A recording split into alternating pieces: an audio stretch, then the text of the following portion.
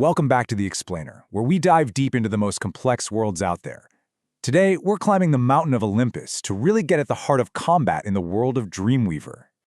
So here's how we're going to tackle this. We're going to start with the massive scale of this war. Then we'll push through the elemental trials of fire, wind, and earth. And finally, we'll get to the real core of it all, what it means to have a sigil. All right, let's start the climb.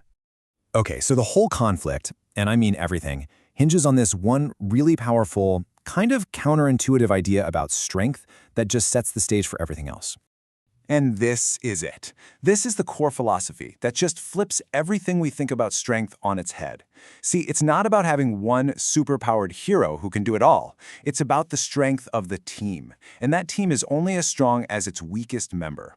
This one idea dictates every single strategy they use.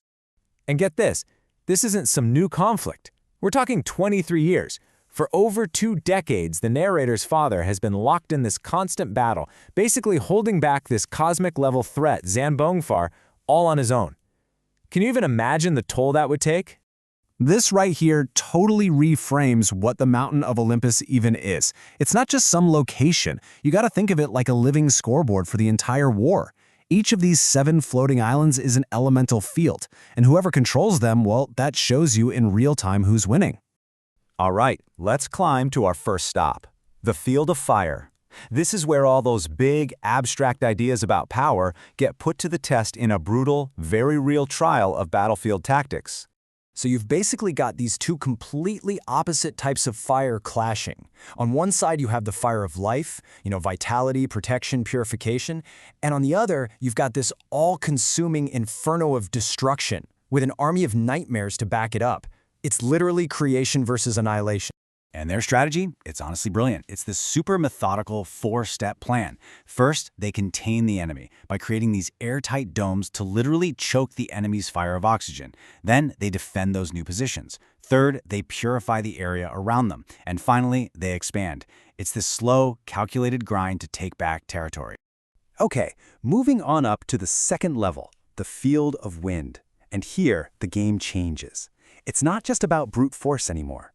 Now it's all about specialized roles and absolutely flawless teamwork. See, the basic rule here is you can't be everywhere at once, right? Your attention can't be divided. So the party splits into 2 distinct roles. You've got your combative types, the frontline warriors holding the line, and then you have the support types, who are basically the senses of the whole operation, coordinating everything from a distance. And don't think for a second that the support role is just about healing. No way. These guys are the battlefield's architects. They're mapping the terrain with echolocation, handling all communications, boosting everyone's morale, and even creating these literal, enhancing atmospheres to buff their allies. They're the unsung heroes of every fight. So what about the combative types? Well, let's take an archer, for example. For them, survival and success all boil down to 4 absolutely unbreakable rules. Rule number 1, you've got to be the party's eyes and ears. An archer's whole job is to see what nobody else can, to cover those blind spots so nothing catches the team by surprise. Next up, Rule 2. An archer's greatest weapon is the element of surprise. The second you let that arrow fly, you've basically put a giant "I'm right here" sign over your head. So you only take that risk if the shot is absolutely 100% worth it. Okay, so what happens if you get spotted? Rule 3, you become a ghost. You've got to distort their senses. That means you're always on the move, using crazy techniques like the silent bow to just vanish and make yourself an impossible target to track. And this last one, Rule 4, it goes against every instinct you have. If a bigger, badder enemy finds you, you do not run. Running just screams, "Prey." Instead, you hold your ground. You stare them down. You project this aura that attacking you is going to be way more trouble than it's worth. All right, on to the third level, the Hall of Earth. And this is where we really start getting into the deep stuff. We're moving past battle tactics and roles and diving right into the core metaphysics of this world, where elements are tied to life and identity itself. So in this world, Earth isn't just dirt and rock. It's the foundation of everything. It's the vessel that holds all the other elements needed for life to even exist. That's why they see it as the literal element of hope. And this is where things get really fascinating, because it ties directly back to personality.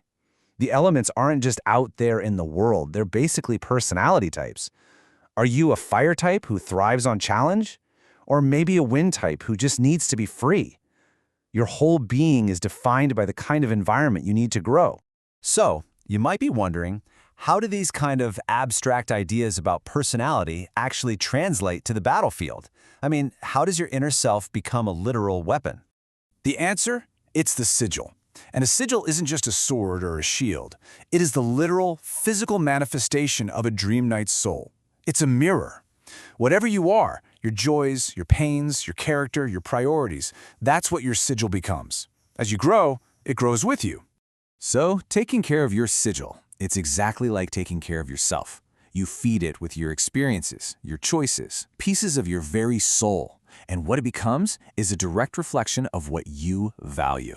If you value offense, maybe it becomes a giant hammer. If you value protection, maybe it's a huge, unbreakable cape. The weapon is the warrior. And that, right there, is what this whole world boils down to. It takes all these cool mechanics and deep themes and brings it all back to this one very personal question for you. If your power was a direct, unfiltered reflection of your identity, your strengths, your fears, your hopes, everything, what would it look like? How would you choose to build your soul?